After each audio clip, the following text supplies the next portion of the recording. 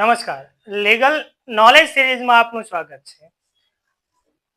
આજે આ વિડીયોમાં વાત કરવી છે કે પત્ની કયા સંજોગોમાં ભરણ પોષણ માટે હકદાર નથી. તો કયા કયા સંજોગોની અંદર પત્નીને ભરણ પોષણ ના મળી શકે. તો મુખ્ય એવા 4 સંજોગો છે કે જેમાં પત્ની છે તે ભરણ પોષણ લેવા માટે હકદાર નથી. તો સૌથી પહેલા પત્ની છે એ વ્યભિચારી હોય, વ્યભિચાર કરતી હોય, મતલબ કે એડલ્ટરી હોય, તો તેવી પત્નીને કોર્ટ છે એ ભરણ પોષણ ના અપાવી શકે.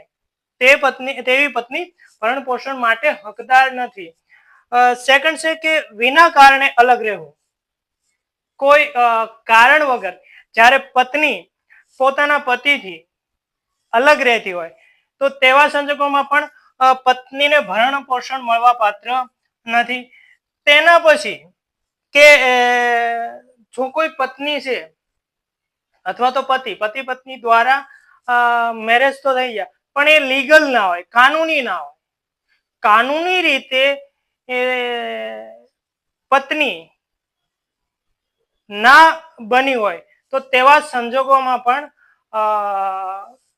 નામદાર કોર્ટ છે એ ભરણ પોષણ ના અપાવી શકે અથવા તો તેવી પત્નીને પણ ભરણ પોષણ ના મળી શકે. તેવી પત્ની પણ ભરણ પોષણને હકદાર નથી.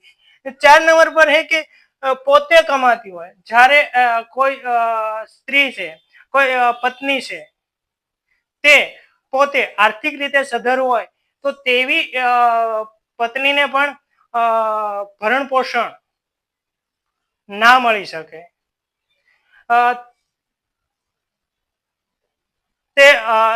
તેના માટે નામદાર ઉચ્ચ અદાલતોના ચુકાદાઓ છે.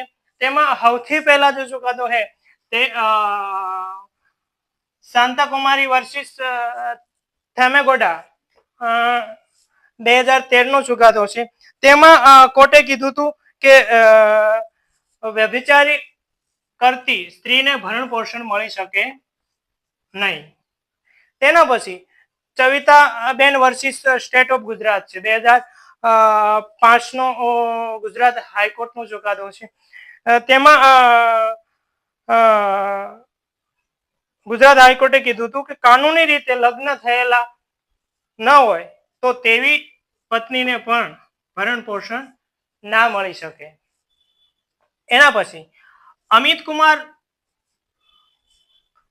કચ્છપ વર્સિસ સંગીતા ટોપો કરીને 2024 નો એક ચુકાદો છે.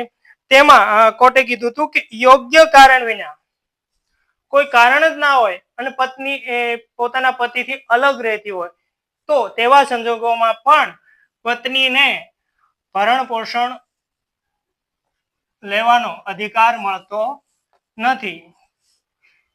એના પછી એક ચુકાદો ભિખારા વર્સિસ ગોમાદેવી 1999 નો છે. તેમાં નામદાર કોર્ટે એવું કીધું છે કે પતિ દ્વારા દુર્વ્યવહાર ન થયો હોય અને પત્ની પોતે જ અલગ રહેતી હોય તો ભરણ પોષણ મળતું નથી.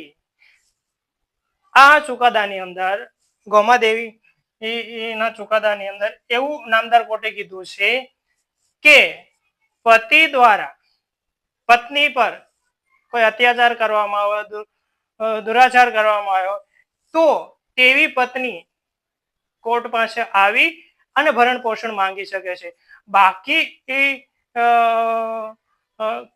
દુર્વ્યવહાર થયા વગર જ અલગ રહેતી હોય તો તેવી પત્નીને પણ ભરણ પોષણ લેવાનો હકદાર નથી. આવા સંજોગોમાં પત્નીને ભરણ પોષણ ના મળી શકે અથવા તો નામદાર કોર્ટ ના આપી શકે.